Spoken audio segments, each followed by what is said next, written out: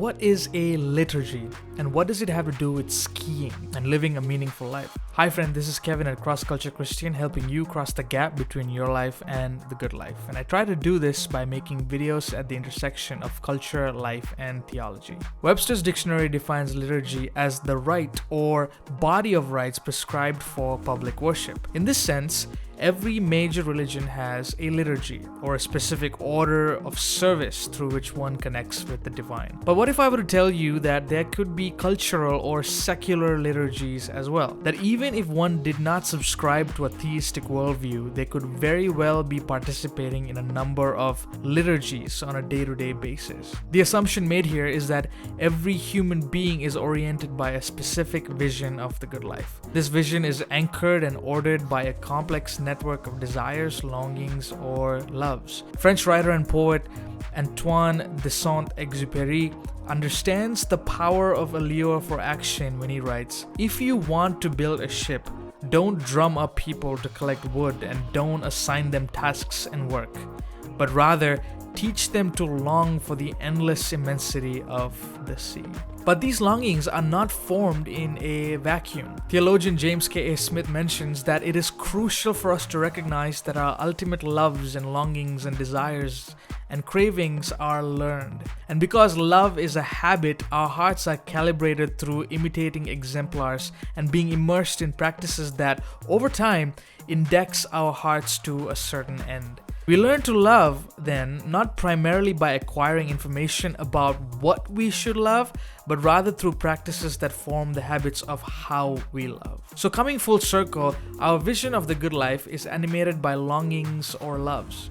And these loves are shaped by the habits we choose on a day-to-day basis. Cultural liturgies, in this sense, are habit-forming practices that we are immersed in, to the point that they shape what we long for and our visions of the good life. Case in point, skiing.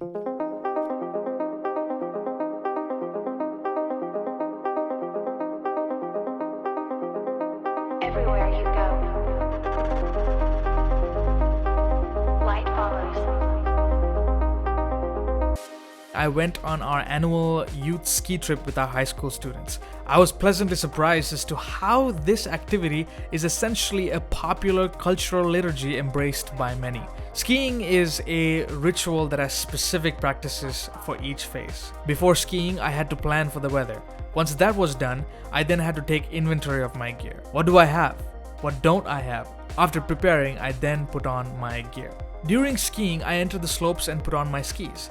I ski towards the ski lift and there is someone there to usher me into the ski lift and they scan my ticket. I then sit with people I know or share the lift with others I don't know. But they're not strangers per se because there's a common bond shared among us based on need and place. Right before I exit the lift, my muscle memory kicks in. My prefrontal cortex directs my musculoskeletal system, coordinating the movements of my limbs. And as I navigate the slopes according to my experience of skiing and knowledge of the slope, I realize I am not alone. There is a community of skiers doing what they love. It almost feels like worship. I don't know them, but I know them. After I come down the slope, I repeat the process of getting onto the ski lift. And when I'm done with skiing for the day, I go through another particular set of routines to gear down and prepare for the next routine of my life. Skiing is not just recreational, it's liturgical. Those who do it because it animates them. It orients their hearts to a specific vision of the good life. Maybe they feel something akin to what Eric Liddell, a Scottish Christian who preferred running in the 1924 Olympics instead of continuing his parents' missionary work in China, said. "I believe God made me for a purpose, but He also made me fast. And when I run, I feel His pleasure." You and I are not brains on a stick, mere receptacles of data and information. Our existence shows us that we are creatures of desire and longing. The gospel confirms this by reminding us that we are created with the capacity to love and be loved. And that's probably why early church father Augustine prayed, "Thou hast created us for thyself, O Lord, and our hearts are restless until they rest in thee." What are the cultural liturgies you are immersed in today? What practices are you engaged in that are affecting your loves and in turn your life? An audit of your liturgies may reveal potential gaps between the desires of your life and the life you desire. Let me end this video with a winter blessing that I have for my youth every ski trip. May the love of the Father ski lift you from the valleys of despair onto the peaks of joy. May the grace of the Son cover your life as snow covers the surface of the earth. May the fellowship of the Holy Spirit guide you through the fall line of endless love as you glide daily into eternal joy.